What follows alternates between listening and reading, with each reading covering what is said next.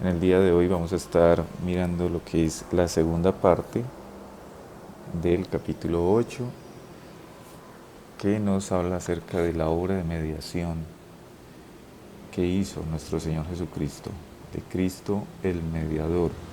Hace 8 días estuvimos mirando hasta el punto número 5. El propósito de hoy entonces es mirar puntos 6 al 10. Permítanme recordar así como rápidamente lo que hablamos en los puntos anteriores. En el punto 1 estuvimos hablando de cómo el Padre es quien establece a Cristo como el mediador. En el punto 2 estuvimos hablando de la encarnación, la necesidad de que el mediador se hiciera hombre como uno de nosotros. Entonces hablamos de la encarnación, uno de los misterios de la Escritura. Podemos entender hasta cierto punto la encarnación, pero hay cosas que no podemos terminar de entender, que no podemos entender completamente. Es un misterio la encarnación. Hablamos también acerca de los requisitos que tiene el mediador para cumplir en su oficio de mediación. Y a partir del punto 4 hasta el punto 10 estamos hablando de cómo el Señor Jesucristo cumple con esa obra de mediación, esa obra de que el Padre le entregó que hiciera. Entonces vamos al punto número 6. En el último punto, del punto 5, estuvimos hablando acerca de la expiación, un poquito acerca de esa obra principal en el oficio de mediador, era la expiación. Ahí estuvimos hablando un poco sobre ello. En el punto número 6, lo que hacemos es hablar de cómo se aplica esa expiación a los creyentes, y en especial a los creyentes del Antiguo Testamento, podemos decir, aquellos creyentes que vivieron antes de que el Señor Jesucristo viniera y cumpliera con esa obra de expiación. Entonces vamos a leer, si un hermano nos ayuda con el texto, Primera de Pedro, capítulo 1. Primera de Pedro, capítulo 1, versículos 10 al 11.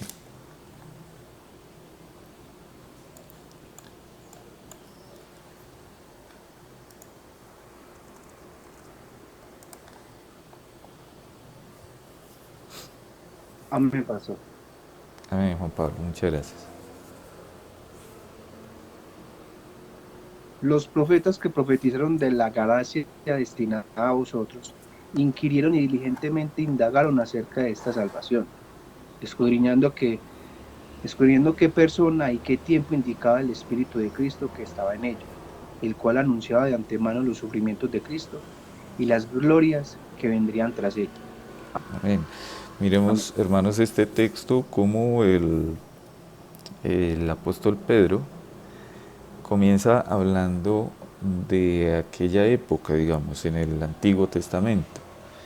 El texto está hablando de los profetas que profetizaron. Dice el texto, los profetas que en el Antiguo profetizaron de la gracia destinada a vosotros. Entonces nótese cómo está hablando ya de los dos tiempos, antes de que el Señor Jesucristo viniera y ahora. El apóstol Pedro le está hablando ahora a los que ya disfrutan de esa gracia que había sido destinada desde antes.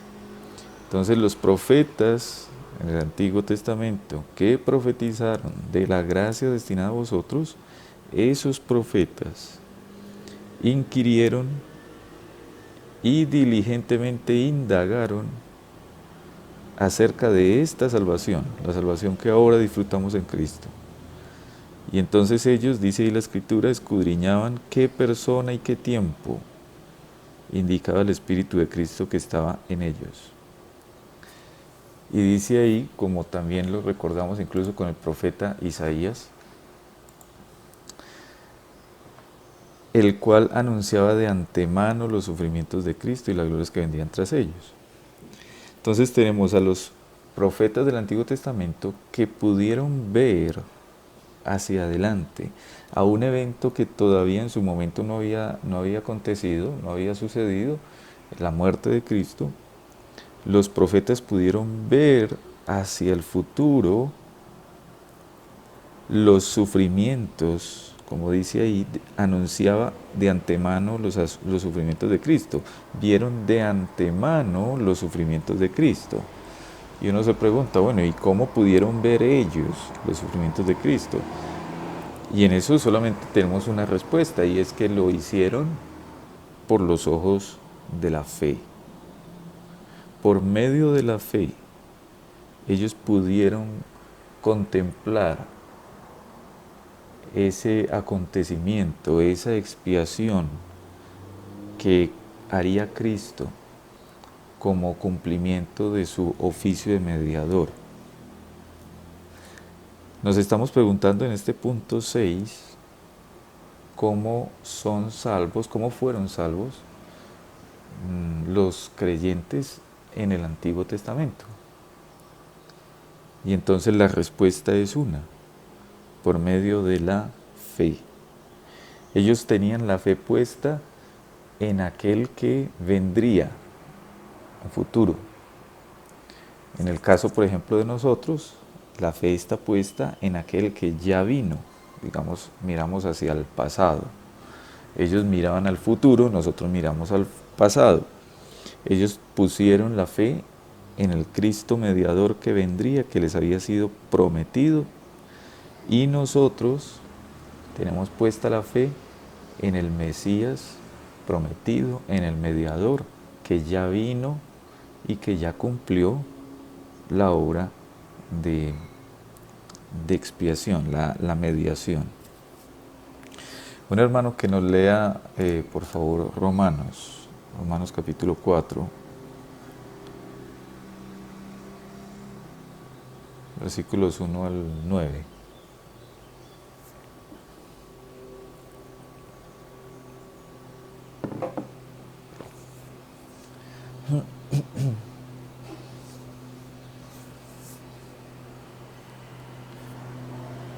Bueno, voy a leer el texto.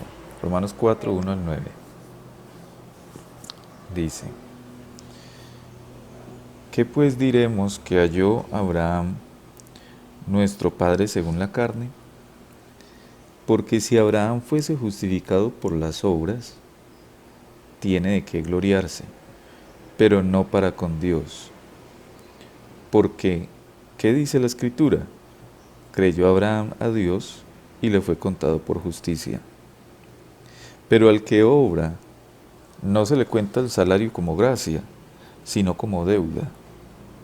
Mas al que no obra, si no cree en aquel que justifica al impío, su fe le es contada por justicia. Como también David habla de la bienaventuranza del hombre a quien Dios atribuye justicia sin obras, diciendo: bienaventurados aquellos cuyas iniquidades son perdonadas y cuyos pecados son cubiertos. Bienaventurado el varón a quien el Señor no inculpa de pecado.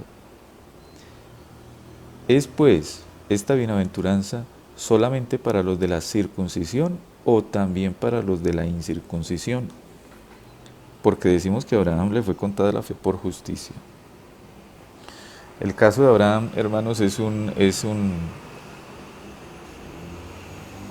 excelente, un muy buen ejemplo de que los creyentes del Antiguo Testamento, antes de que el Señor Jesucristo viniera, fueron salvos por la misma fe que nosotros ahora también somos salvos.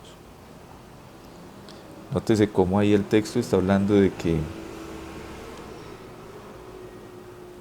porque si Abraham fuese justificado por las obras, tiene que gloriarse. Es decir, Abraham no fue salvo por obras. Y luego dice: porque ¿qué dice la Escritura? Creyó Abraham a Dios y le fue contado por justicia. está hablando de la fe de Abraham.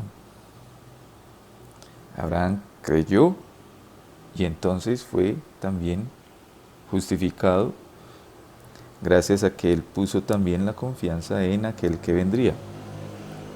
Y por eso ahí el texto dice que es que al que obra no se le cuenta el salario como gracia. Por eso más adelante en el mismo capítulo 4 ahí de Romanos nos va a enseñar que es por fe para que sea por gracia.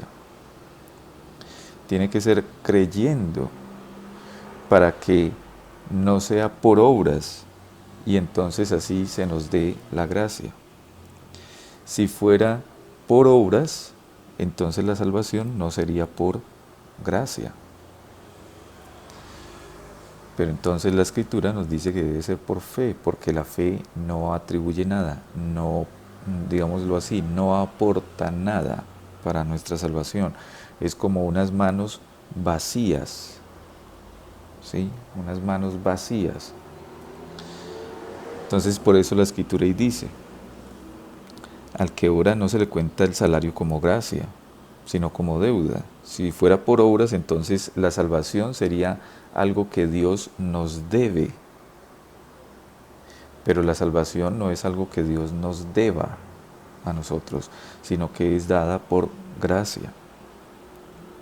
Mas al que no obra, dice la Escritura, si no cree en aquel que justifica al impío, entonces su fe le es contada por justicia. Así que, hermanos, en este texto vemos también cómo la salvación de Abraham fue por medio de la fe y no por las obras. Vamos a leer, hermanos, el punto de la confesión. Allí dice, aun cuando el precio de la redención no fue realmente pagado por Cristo hasta después de su encarnación, sin embargo, la virtud, la eficacia, los beneficios de la misma fueron comunicados a los escogidos en todas las épocas desde el principio del mundo, en las promesas, tipos, sacrificios y por medio de los mismos, en los cuales fue revelado y señalado como la simiente que heriría la cabeza de la serpiente, y como el cordero inmolado desde la fundación del mundo, siendo el mismo ayer, hoy y por los siglos. En la primera parte de ese punto, dice que el precio de la redención no fue realmente pagado por Cristo hasta después de su encarnación. Sin embargo, la virtud, la eficacia y los beneficios de la misma fueron comunicados a los escogidos. Cuando vamos al Antiguo Testamento, todavía, por supuesto, Cristo no había pagado el precio de la redención, como dice ahí la confesión. Cristo todavía no se había hecho carne, Cristo todavía no se había encarnado, no se había hecho hombre y había muerto, todavía eso no había sucedido. Sin embargo, todos esos beneficios que traería esa expiación, se les anunció a los escogidos de Dios desde el principio. Antes de que Cristo viniera, ya esos beneficios de la expiación se les anunciaba a ellos. ¿Y cómo se les anunciaba? Dice la confesión. Se les anunciaba en las promesas, en tipos y sacrificios. Recuerden que en la Escritura, en el Antiguo Testamento, encontramos lo que llamamos los tipos. En el Antiguo Testamento están los tipos y en el Nuevo están los antitipos. Es decir, aquellas cosas que apuntaban a Cristo, como por ejemplo los sacrificios, estaban apuntando al sacrificio de Cristo que vendría en el Nuevo Testamento. En el Antiguo Testamento tenemos lo que podemos decir son las sombras de lo que había de venir en el Nuevo Testamento. Las sombras de una realidad que se cumpliría en el Nuevo Testamento. Por eso nosotros hoy en día no tenemos que hacer sacrificios, porque los sacrificios del Antiguo Testamento estaban señalando, apuntando. Esos sacrificios eran la sombra del sacrificio perfecto de Cristo. Y como el sacrificio de Cristo ya se cumplió, ese sacrificio perfecto ya sucedió, entonces nosotros hoy no tenemos que presentar esos sacrificios, por ejemplo, de animales, ¿sí? Todos esos beneficios entonces de la salvación se les comunicó a los creyentes del Antiguo Testamento y ellos entonces creyeron por medio de la fe en ese sacrificio que vendría y que por medio de todos esos sacrificios, digámoslo así, menores, sacrificios imperfectos, pero que apuntaban al sacrificio único, suficiente y perfecto de Cristo, ellos creyeron entonces y fueron salvos por medio de la fe. Entonces dice ahí la confesión, en las promesas, tipos, sacrificios por medio de los mismos, en los cuales fue revelado y señalado como la simiente que heriría la cabeza de la serpiente, dando cumplimiento a esa promesa del Evangelio que comienza ya, o que vimos ese primer anunciamiento en Génesis 3:15. Y señalando a Cristo Jesús, todos esos sacrificios apuntaban a Cristo como el Cordero inmolado desde la fundación del mundo. Recordemos, creo que en clases anteriores también hablamos un poco sobre esto, cómo el sacrificio de Cristo fue algo que el Padre ya tenía establecido desde la eternidad, antes de la fundación, es decir, antes incluso de que Adán y Eva pecaran. Por tanto, la caída de Adán y Eva en el pecado, la entrada del pecado en el mundo, no fue una idea tardía, no fue algo inesperado para Dios. No, eso era parte, fue parte del plan de Dios. Por eso desde la eternidad ya Dios había establecido que Cristo Jesús iba a ser ese Cordero que moriría para la gloria del Padre y para el bien del pueblo que el Señor escogió. Y como el Cordero inmolado, dice la confesión, como el Cordero inmolado desde la fundación del mundo, siendo el mismo ayer, hoy y por los siglos. Estas cosas, hermanos, entonces nos ayudan a entender que no hay distintas maneras de salvación. Algunos han pensado así. Algunos han llegado a pensar que los creyentes del Antiguo Testamento se salvaron por obediencia, por sus obras. Pero claramente la Escritura nos dice que ellos no se salvaron por obras, ellos no se salvaron por otros medios, porque solamente hay un medio y es la fe. Hay una sola fe y esa fe es en Cristo Jesús, la que salva, la fe puesta en el lugar, en la persona correcta, en Jesucristo. Y todos los creyentes son salvos por medio de la fe. Aunque por supuesto los creyentes del Antiguo Testamento no llegaron a comprender como ustedes y yo, hermanos, comprendemos hoy la salvación. Hoy nosotros tenemos, por gracia del Señor, la bendición de entender la salvación muchísimo mejor que aún el mismo Abraham, por ejemplo. Mejor que el mismo Moisés, mejor que David, mejor que todos esos creyentes del Antiguo Testamento. ¿Por qué? Porque tenemos toda la revelación, ya tenemos toda la revelación completa. Los creyentes del Antiguo Testamento se les dio una revelación progresiva, poco a poco. Ellos iban entendiendo, iban teniendo más claridad de cómo iba a ser la salvación. Pero nosotros hoy tenemos la revelación completa. Y que eso sea, hermanos, también como una forma en la que el Señor nos está llamando a escudriñar la Escritura, a comprender más, a disfrutar más de la salvación que tenemos. Tener toda la revelación es algo que esos creyentes del Antiguo Testamento hubieran querido tener, pero no lo tuvieron. Nosotros lo tenemos hoy. El Señor Jesucristo dijo que Juan el Bautista Juan el Bautista fue el último profeta del Antiguo Testamento. Y quizás ustedes pueden decir, no, pero es que Juan el Bautista yo lo encuentro es en el Nuevo Testamento. Amén, claro. Ahí en la Biblia, en el canon como tal, claro, usted va a encontrar que se habla de Juan, es en los Evangelios. Pero estamos hablando antes de que el Señor Jesucristo iniciara y completara su ministerio. El último profeta fue Juan el Bautista. Y dice el Señor que Juan el Bautista era más grande de los profetas. Sin embargo, en el reino de los cielos nosotros somos más grandes aún que Juan el Bautista. ¿En qué sentido? En el sentido en que nosotros ya tenemos toda la revelación.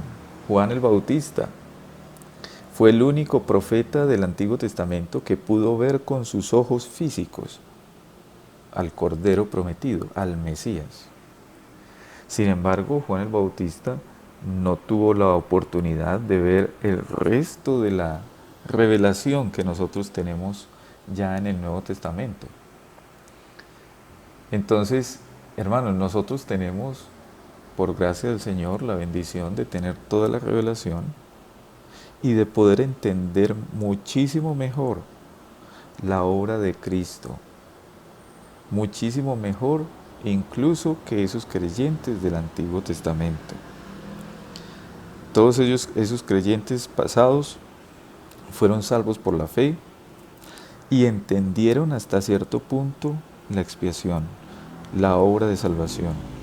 Pero nosotros hoy podemos comprenderla, y no solamente comprenderla, sino disfrutar de manera más completa, más plena, digamos, de esa expiación que hizo Cristo Jesús, nuestro mediador.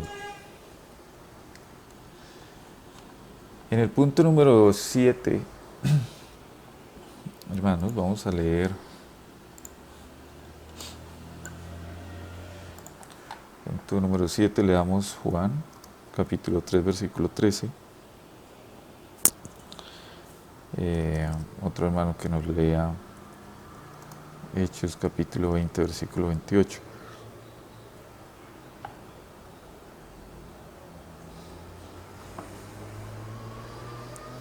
En ese punto, Amén, pastor. Amén, gracias Juan Pablo, perdóname un segundito. Perdón, pastor, no, tranquilo. En ese punto, hermanos, vamos a estar hablando de las dos naturalezas de Cristo. Adelante, Juan Pablo. Gracias, pastor. Juan 3, versículo 3. Nadie subió al cielo, sino el que descendió del cielo, el Hijo del Hombre, que está en el cielo. Amén. Amén. Ahí estamos en aquella conversación que tuviera el Señor con Nicodemo, un hombre que conocía el Antiguo Testamento, conocía la Escritura, un doctor de la ley, digámoslo así, y hablándole acerca del nuevo nacimiento, de la necesidad de nacer de nuevo, en ese capítulo 3 de Juan.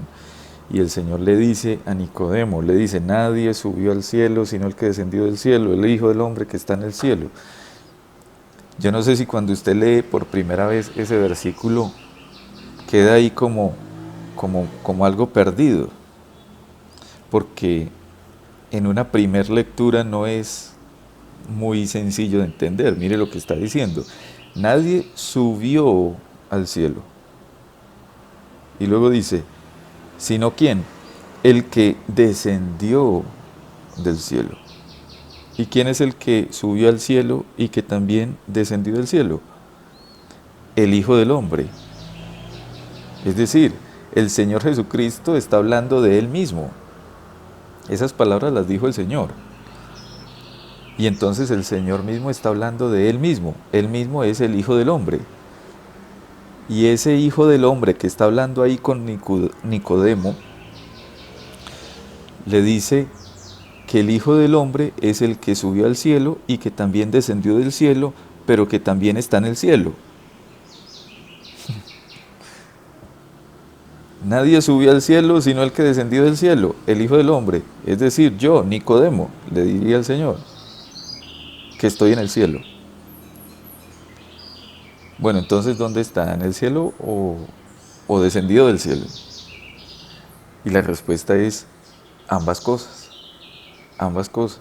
Porque el texto precisamente nos está mostrando que Jesús, quien es Dios, se hizo hombre. Y aún haciéndose hombre, no deja de ser Dios, que gobierna desde el cielo todas las cosas. Y eso nos recuerda entonces qué tan admirable es, por ejemplo, cuando el Señor Jesucristo se hace hombre y nace en ese portal, en ese pesebre, en medio de tanta pobreza. No tuvo ni siquiera un lugar apropiado para nacer, tuvo que nacer en la coca donde le echaban la comida a los animales, es el pesebre. Y él tuvo que vivir ahí, nacer en un establo, en medio quizás de paja, de malos olores propios de animales. Y ahí nació el que en el mismo momento estaba gobernando todo el universo.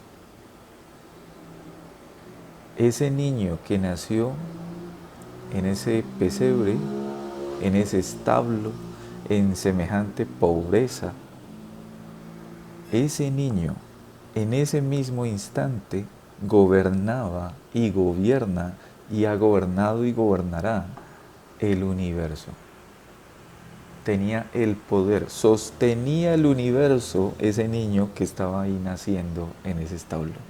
En ese mismo instante era Dios hombre, pero también Dios que gobierna todas las cosas, ambas cosas.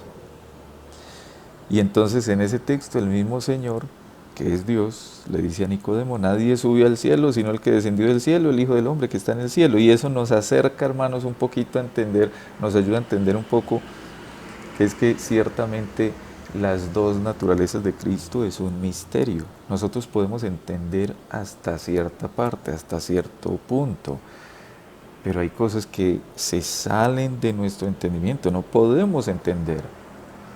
Nuestro entendimiento es limitado, es finito. En cambio, el entendimiento del Señor es ilimitado, infinito. Entonces hay cosas que nos asombran, que nos maravillan, y las creemos porque están ahí en la palabra del Señor, y el Señor ha puesto en nosotros su Espíritu y nos da testimonio de que ciertamente esta es la verdad. Pero hay cosas que uno dice, ¿cómo entender esto? Las dos naturalezas de Cristo, Él es Dios hecho hombre, y sin embargo no deja de ser Dios, que gobierna todas las cosas. En Hechos, leamos Hechos 20-28. Amén, pastor. Amén. Dice, entonces, cuídense a sí mismos y cuiden al pueblo de Dios. Alimenten y pastoreen al rebaño de Dios, su iglesia, comprada con su propia sangre, sobre quien el Espíritu Santo los ha designado ancianos. Amén. Siempre es de mucha ayuda cuando nuestra hermana Sara lee ahí la Nueva Traducción Viviente, porque eso nos da también mucha claridad. Y ahí precisamente notamos un detalle que quiero que todos podamos apreciar, y es que está hablando de Dios. Dios. En la Reina Valera se habla del Señor. Se habla, por ejemplo, de que, permítanme, lo voy a leer en la Reina Valera. Dice, por tanto, mirad por vosotros, por todo el rebaño que en el Espíritu Santo os ha puesto por obispos. Y dice ahí, para apacentar la iglesia del Señor, la cual Él ganó por su propia sangre. Y entonces cuando lo leemos en la Reina Valera, inmediatamente lo asociamos, claro, la iglesia del Señor, o sea, la iglesia del Señor Jesucristo, la cual Él ganó por su propia sangre, por la sangre del Señor Jesucristo. Pero como bien lo dice la Nueva Traducción Viviente, y como también lo dice, por ejemplo, la Biblia de las Américas, dice es la iglesia de Dios, la cual Él ganó por su propia sangre. Entonces está hablando de la sangre de Cristo, que es la misma sangre de Dios, la sangre de Dios, señalándonos que Cristo Jesús es Dios. Alguien puede decir, no, pero es que Dios es espíritu. Entonces Dios no tiene sangre. Dios es espíritu. Dios no tiene cuerpo. Dios es espíritu.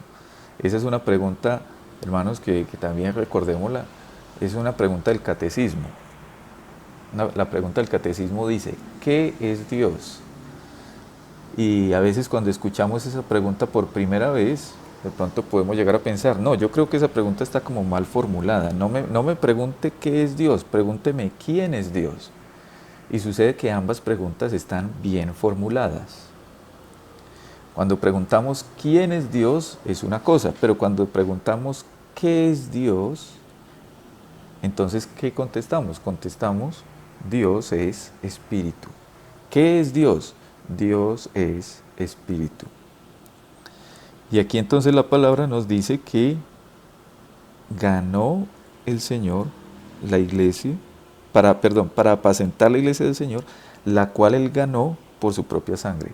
La sangre de Cristo es en un sentido la sangre de Dios, aunque Dios por supuesto es espíritu.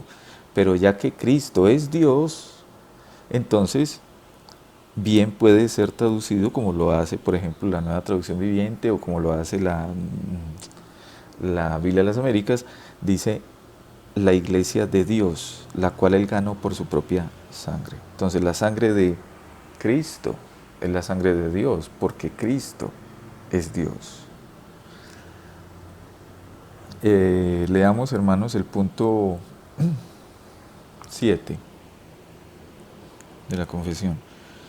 Cristo en la obra de mediación actúa conforme a ambas naturalezas. ¿Cuáles son las dos naturalezas?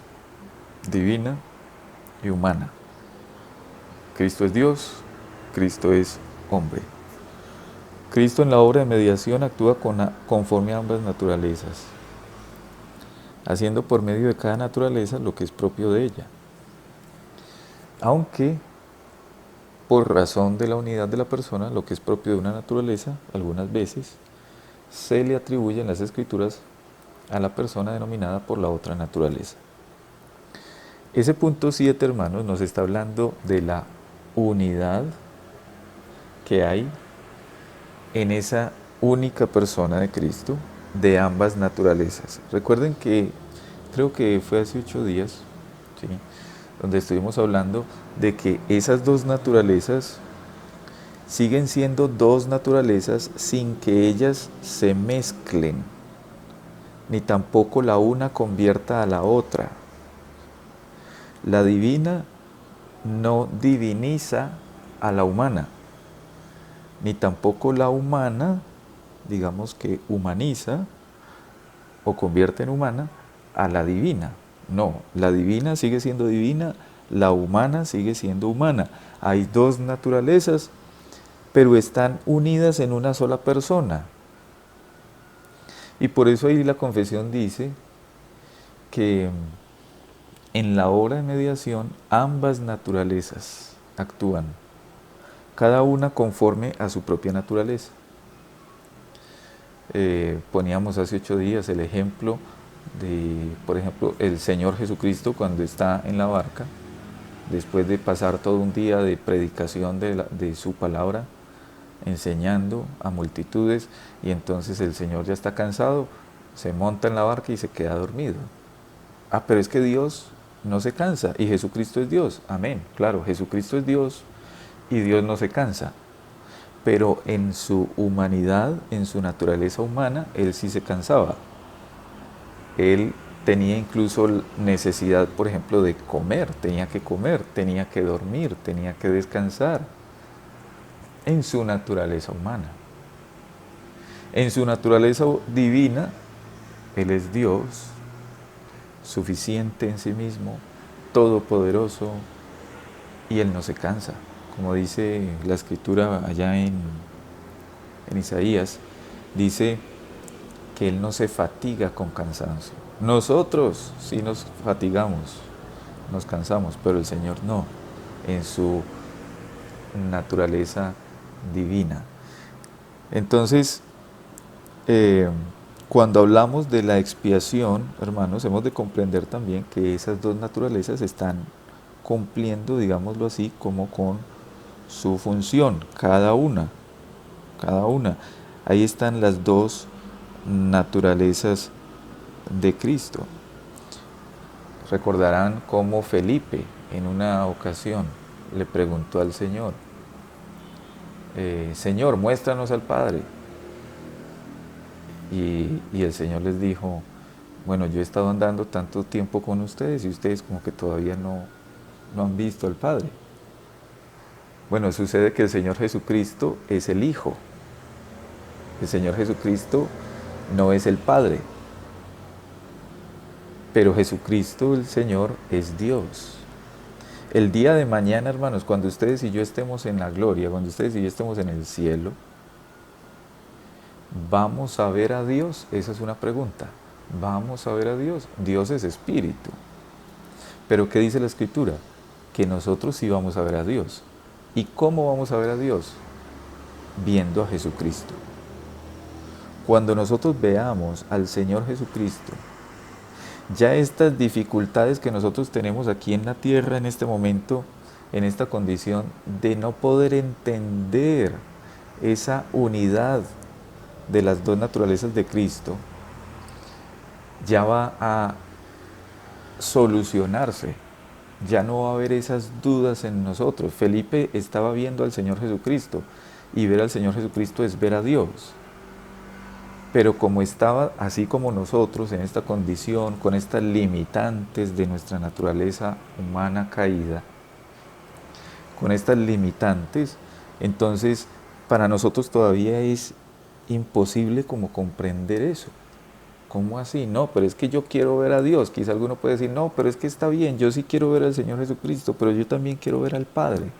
Bueno, ese problemita que tenemos aquí nosotros de no poder entender estas cosas se va a solucionar cuando estemos en la gloria, cuando seamos perfeccionados, y entonces vamos a estar viendo al Señor Jesucristo y vamos a tener una convicción perfecta, plena, completa de que ciertamente estamos viendo a Dios en la faz de Jesucristo, en la cara, al ver a Jesucristo, vamos a estar viendo a Dios. En la Escritura también hemos visto cómo el Señor, por ejemplo, ha dicho, le dijo a sus discípulos, el día y la hora solamente lo sabe mi Padre. No lo sabe el Hijo, no lo saben los ángeles, solamente lo sabe el Padre. Y qué importante también es recordar eso, hermanos, hoy en día que a veces a algunos les da que por ponerle fecha de la venida del Señor Jesucristo, ponerle fecha a la venida del Señor Jesucristo. Algunos predicadores por ahí resultan diciendo que ya saben cuándo va a venir el Señor, y ustedes recuerdan que precisamente aquí en Colombia el año pasado, por ahí en la costa, a alguien se le ocurrió y terminó engañando a un poco de personas, y eso no solamente ha sucedido una vez, eso ha sucedido muchas veces en la historia de la iglesia, eso ha sucedido muchas veces. Hombres que les da por ponerle fecha, cuando el mismo Señor Jesucristo dijo, ni siquiera yo como el Hijo lo sé, eso solamente lo sabe el Padre. Y entonces ahí se queda uno pensando, bueno, pero ¿cómo así? Si el Señor Jesucristo es Dios, Él debe de saberlo, sí, pero Él como Hijo, no, lo sabe es el Padre.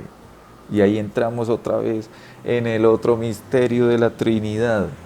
El Padre, el Hijo y el Espíritu Santo, un solo Dios verdadero, tres personas diferentes. Y entonces el Señor dice, no, el día y la hora solamente la sabe el Padre. Bueno, misterios que nos sorprenden, pero que gracias al Señor que Él ha hecho morar en nosotros su Espíritu y traen a nuestro corazón la convicción de que la palabra es, la Biblia es la palabra de Dios y entonces la creemos, porque ella es la santa palabra del Señor. Muy bien, vamos al punto número 8, hermanos. Vamos al punto número 8.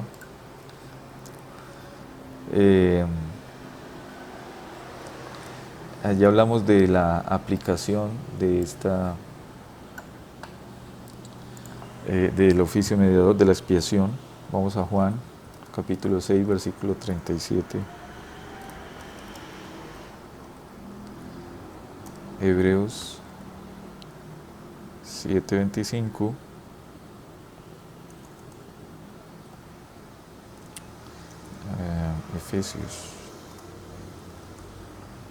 Efesios 1:3.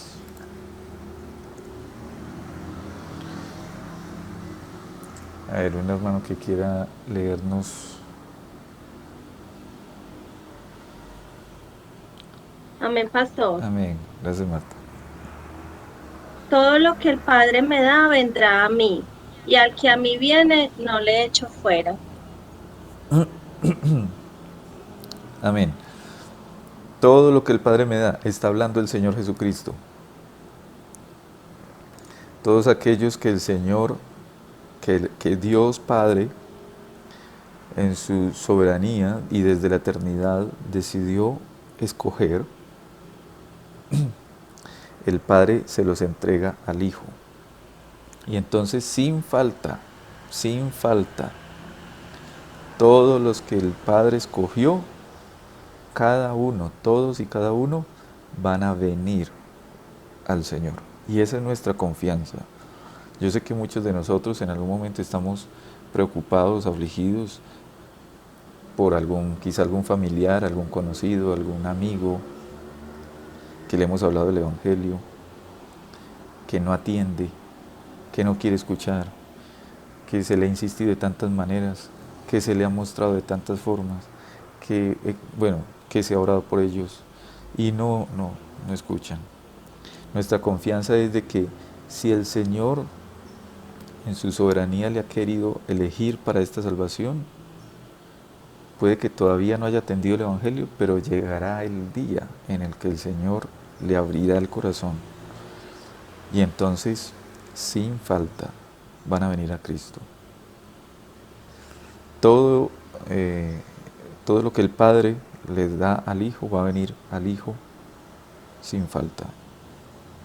Y como dice también el texto, el Señor no le echará fuera. Está hablando de esa eficacia de la obra de salvación. Sin falta serán salvos todos los que el Señor ha llamado para esta salvación. Ninguno, como dice también allá en Juan capítulo 10, ninguna de las ovejas del Señor se perderá. Hebreos 7:25. Amén, pastor. Amén. Por lo cual puede también salvar perpetuamente a los que por él se acercan a Dios, viviendo siempre para interceder por ellos. Amén. Y mire lo que hace el Señor Jesucristo. No solamente nos salva, sino que ahí dice la Escritura que Él siempre cumple ese oficio sacerdotal. Intercede por nosotros, viviendo siempre para interceder. El Señor Jesucristo todo el tiempo, permanentemente, para siempre, está ahí intercediendo por nosotros. Y gracias a eso es que tenemos nosotros acceso directo a Dios, acceso directo al trono de la gracia, gracias a esa intercesión de Cristo. Efesios capítulo 1, versículo 3. Amén, pastor. Amén. Efesios 1, versículo 3. Bendito sea el Dios y Padre de nuestro Señor Jesucristo, que nos bendijo con toda bendición espiritual en los lugares celestiales en Cristo. Amén. Amén. En Cristo. Ese versículo, como también muchos otros en el Nuevo Testamento, nos hablan de la unión con Cristo. La necesidad, hermanos, de la unión con Cristo. Si ustedes y yo hemos sido unidos a Cristo, entonces tenemos en Cristo todas las riquezas de la gracia del Señor, que es una de las cosas a lo que apunta precisamente la carta de Pablo a los Efesios. Las riquezas de la gracia de Dios para con nosotros. ¿Por qué hoy podemos disfrutar de salvación? ¿Por qué hoy podemos disfrutar de comunión con Dios? ¿Por qué hoy podemos tener acceso directo a Dios? ¿Por qué hoy podemos sabernos salvados, bienaventurados, saber que tenemos la aprobación de Dios? ¿Por qué todas esas y muchas cosas más? ¿Por qué podemos estar seguros que el día de mañana vamos a disfrutar de un cielo nuevo, una tierra nueva? ¿Por qué tenemos esa esperanza? Por la unión con Cristo, porque estamos unidos a Cristo. Como dice la Escritura también, dice, estamos revestidos de Cristo. Es como decir que estamos ahí metidos dentro de Cristo. Y gracias a que estamos metidos en Cristo, es que Dios Padre, cuando nos mira, no nos ve a nosotros, sino que ve a Cristo, y entonces el Padre se complace en Cristo, y si se complace en Cristo, entonces se complace al vernos, porque nosotros estamos metidos en Cristo. Esa es, hermanos, la maravillosa doctrina de la bendita doctrina de la unión con Cristo, de saber que estamos unidos en Cristo. Y eso, hermanos, tiene que llenar nuestro corazón de gozo y de esperanza. Saber que estamos unidos en Cristo. Lo tenemos todo. Como dice también Colosenses, ¿no? Dice que estamos completos en Cristo. Completos, plenos en Cristo.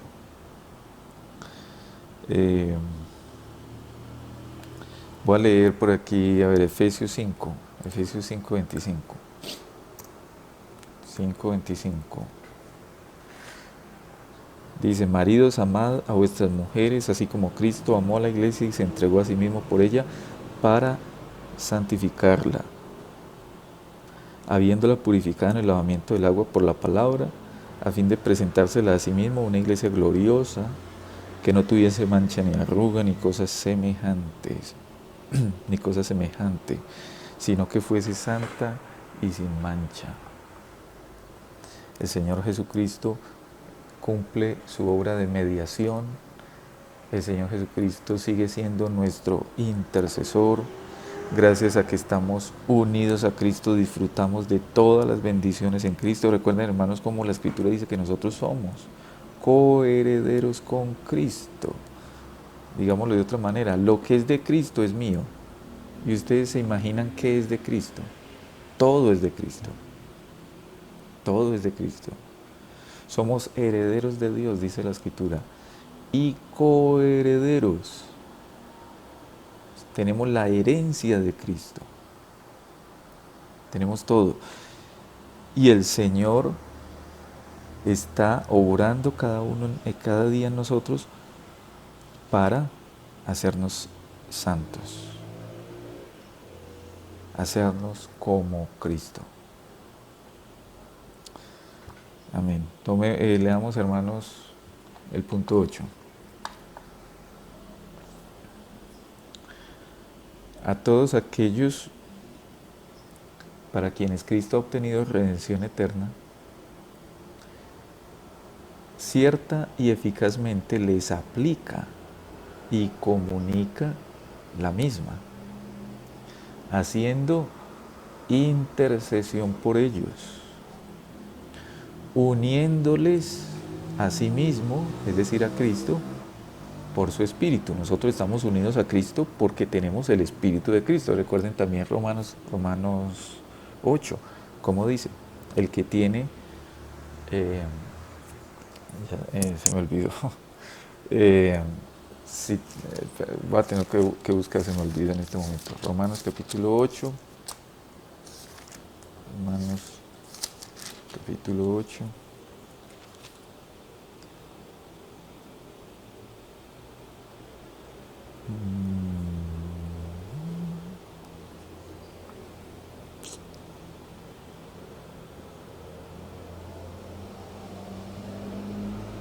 Versículo 9, Romanos 8, 9 dice, mas vosotros no vivís según la carne, sino según el Espíritu, si es que el Espíritu de Dios mora en vosotros. Y si alguno no tiene el Espíritu de Cristo, no es de él, no es de Cristo. Si alguno no tiene el Espíritu de Cristo, no es de Cristo. Entonces nosotros estamos unidos a Cristo, ¿por qué? Por el Espíritu que ha hecho morar en nosotros. El Espíritu de Dios, que es el Espíritu Santo, que es el mismo Espíritu de Cristo, es el que nos une a Cristo. Entonces dice ahí la confesión, haciendo intercesión por ellos, uniéndoles a sí mismo por su Espíritu, revelándoles en la palabra y por medio de ella el misterio de la salvación, persuadiéndoles a creer y obedecer, gobernando sus corazones por su palabra y espíritu, y venciendo a todos sus enemigos por su omnipotente poder y sabiduría, de manera y en formas que más coincidan con su maravillosa e inescrutable dispensación. Y todas estas cosas el Señor las hace por su gracia libre y absoluta, sin prever ninguna condición en ellos para granjearla. Es decir, sin prever en nosotros ninguna condición como para que merezcamos esa gracia, como para que merezcamos ese favor. Granjearla es buscar el favor, es como conseguir el favor de. Entonces ahí la confesión nos está diciendo que todas estas cosas el Señor las hace por su gracia libre y absoluta, sin estar buscando en nosotros cosas como para que merezcamos esa gracia, solo por su gracia. Entonces vemos, hermanos, en este punto qué tan indispensable es entender y darle gracias al Señor por esa doctrina bendita de la unión con Cristo. Si no estuviéramos unidos a Cristo, nada, ninguna bendición salvífica de Dios podríamos estar disfrutando, ninguna. Si hoy disfrutamos de todas estas cosas, es solo porque Dios en su gracia infinita le plació unirnos a su Hijo amado, unirnos a ese Hijo Santo, al Señor Jesucristo.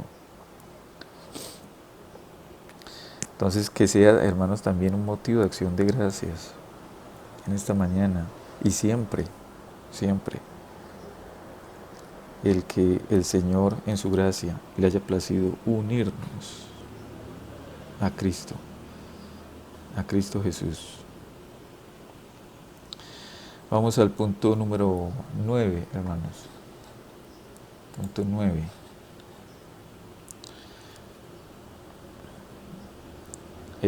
A ver, 1 Timoteo 2.5. ¿Alguien recuerda 1 Timoteo 2.5?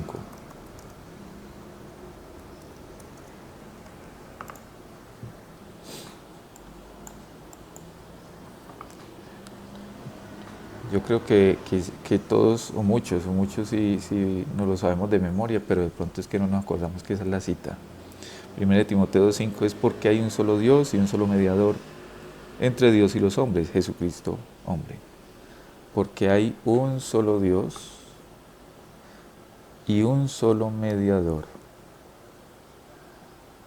Y mire qué importante eso. Ahí está diciendo, ahí está recordándonos las dos naturalezas de Cristo.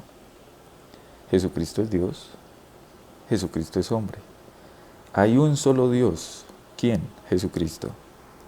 Y hay un solo mediador. ¿Quién? Jesucristo. Y ese mediador es entre Dios y los hombres. Media entre Dios y los hombres. ¿Y quién es Él? Jesucristo. Jesucristo que se hizo hombre. Hace 8 días creo que también lo mencionábamos. La necesidad de que el Señor Jesucristo se hiciera hombre, porque el Señor Jesucristo vino a morir fue por hombres. Hombres en el sentido de género humano, es decir, hombres y mujeres. El Señor Jesucristo vino a morir por hombres y mujeres, seres humanos creados a imagen de Dios. Entonces era necesario que el Señor Jesucristo fuera verdaderamente hombre, no que se pareciera a los hombres, como algunos han pensado, como algunos han enseñado esa mentira, que es que no, el Señor se parecía a un hombre, parecía humano, pero no era humano. No, eso es una mentira. El Señor Jesucristo se hizo hombre, así como cada uno de nosotros. Y ya saben que nació, creció, tuvo que aprender muchas cosas, así como nosotros tuvimos que aprender, y eso es un misterio, ¿no? Y demos gracias al Señor que la Escritura no nos habla acerca de, por ejemplo, de la niñez del Señor Jesucristo, de la adolescencia del Señor Jesucristo, no nos habla de la juventud del Señor Jesucristo, no nos habla. Nos habla de su nacimiento y luego la Escritura nos habla cuando ya el Señor comienza su ministerio ya siendo adulto. No nos habla.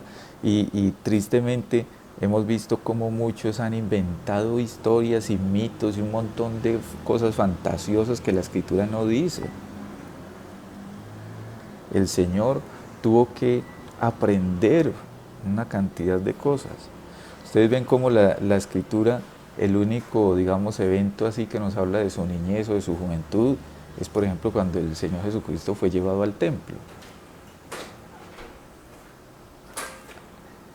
Pero no nos habla de detalles. Pero como ser humano que se hizo hombre, Él tuvo que aprender, por ejemplo, a caminar. Ustedes se imaginan al Señor Jesucristo gateando. Muy tremendo, ¿no? El Dios creador del cielo y de la tierra, que todo lo sabe, que todo lo puede, y se hizo como uno de nosotros. Y se hizo como uno de nosotros para poder salvarnos. Eso es gracia, hermanos, eso es gracia. Bueno, porque hay un solo Dios y un solo mediador entre Dios y los hombres, Jesucristo, hombre. Vamos a leer el punto de la confesión. Este oficio de mediador entre Dios y el hombre es propio solo de Cristo, quien es el profeta, sacerdote y rey de la iglesia de Dios, y no puede ni parcial ni totalmente ser transferido de él a ningún otro. El oficio de mediador no se le puede atribuir a nadie que no sea Cristo Jesús. Solamente ese oficio de mediador solamente le pertenece a Cristo. Y ustedes saben muy bien que si de pronto usted también participó muchos años, no lo sé, digamos del catolicismo, ¿no? Tienen una cantidad de mediadores. Y no solamente el catolicismo, pero el hombre es muy bueno para hacerse mediadores. Y entonces el santo tal, la Virgen, por ejemplo, que la consideran como si fuera una corredentora, como si acaso nuestra querida hermana María, que la amamos, la respetamos, pero no la adoramos, no la veneramos, porque venerar y adorar es lo mismo, pero sí la queremos, la respetamos, es nuestra hermana en la fe. María es nuestra hermana en la fe, una mujer ejemplar, una mujer maravillosa, pero también pecadora como ustedes y yo. que también necesitó salvación. Y algunos, tristemente, pues la han puesto como si fuera corredentora, como si acaso nuestra querida hermana María hubiera ido a la cruz también con el Señor. No, el único que fue a la cruz y pagó el precio fue el Señor Jesucristo. El único que es mediador entre Dios y los hombres es el Señor Jesucristo, que se hizo hombre. Él es el único. Ustedes ven, la semana anterior precisamente escuchamos cómo a este médico, si mal no estoy, venezolano, ya me olvidó el nombre, un médico venezolano que según pues muchos que hizo milagros y un poco de cosas, no sé qué, ya lo beatificaron. Y entonces veíamos cómo tantas personas por ahí hasta prendiéndole velitas a un muñequito de un señor que era un médico.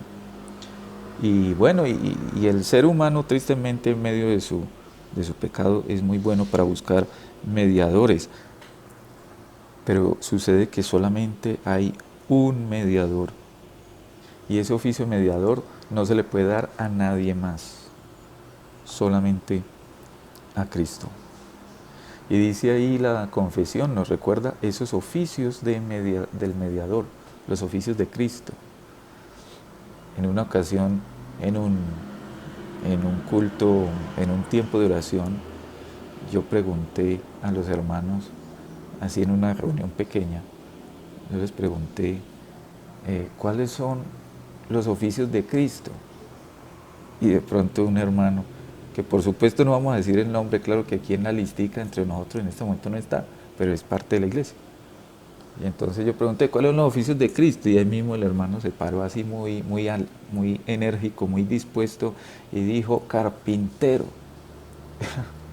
Bueno, sí, es verdad, él ayudó al papá, como buen hijo que fue, ayudó al papá en su oficio, como carpintero, muy bien. Pero esos no son los oficios de Cristo es que Él es profeta, sacerdote y rey, el único que cumple esos tres oficios. Usted puede mirar en el Antiguo Testamento algunos que tenían dos oficios, por ejemplo, profeta y sacerdote, por decir algo, pero solamente Cristo cumple esos tres oficios a la vez. Y es lo que vemos precisamente en el punto número 10.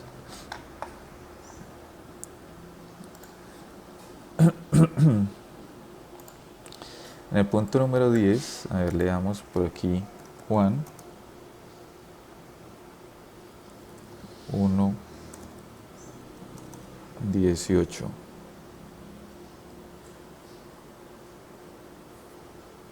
Si alguno tiene Juan 1:18, lo vamos leyendo.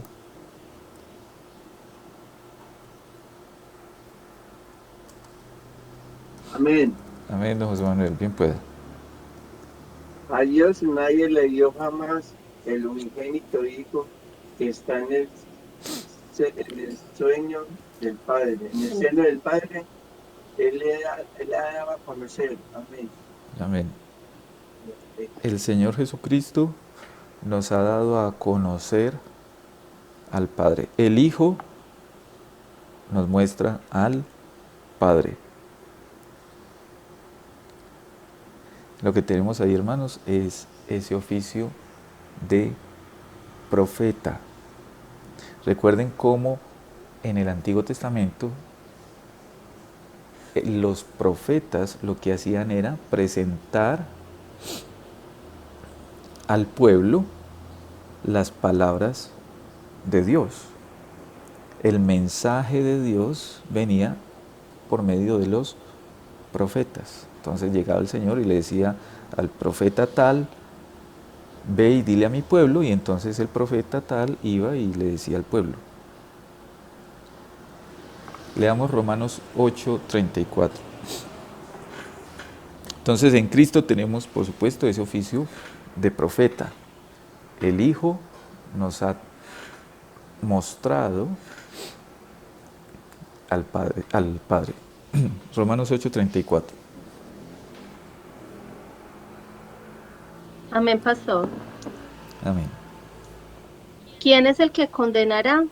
Cristo es el que murió, más aún el que también resucitó, el que además está sentado a la diestra de Dios, el que también intercede por nosotros. Amén. Amén. Intercesión, intercede por nosotros. Cristo es el que intercede por nosotros ante el Padre. Notemos ahora la diferencia entre el oficio de profeta y el oficio de sacerdote. El oficio de profeta presenta el mensaje de Dios al pueblo. Y el oficio de sacerdote es en el sentido contrario, en la dirección contraria. Presenta al pueblo a Dios, Padre. Ahí están las dos direcciones. Presenta al Padre, al pueblo, ese es oficio de profeta, y presenta al pueblo, al Padre, ese es el oficio sacerdotal. Intercede por nosotros, presenta al pueblo delante del Padre. Y eso es oficio también de Cristo, sacerdotal. Romanos 10:9.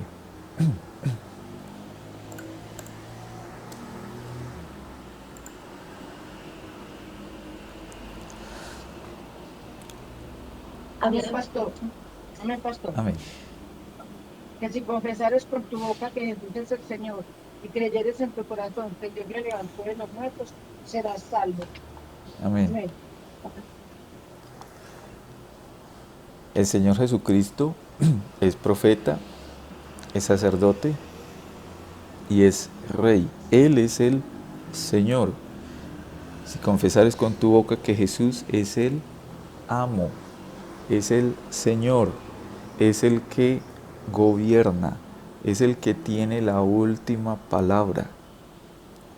Tristemente, hermanos, hoy en día algunos están más interesados en que Cristo sea el Salvador, pero no que sea el Señor. Ay, sí, muy bueno que el Señor me salve, muy bueno que Jesús me salve, pero yo sigo, que me salve y yo sigo mandando en mi vida, yo sigo tomando mis decisiones, yo veré cómo vivo. Y no, eso no es posible, eso no es posible.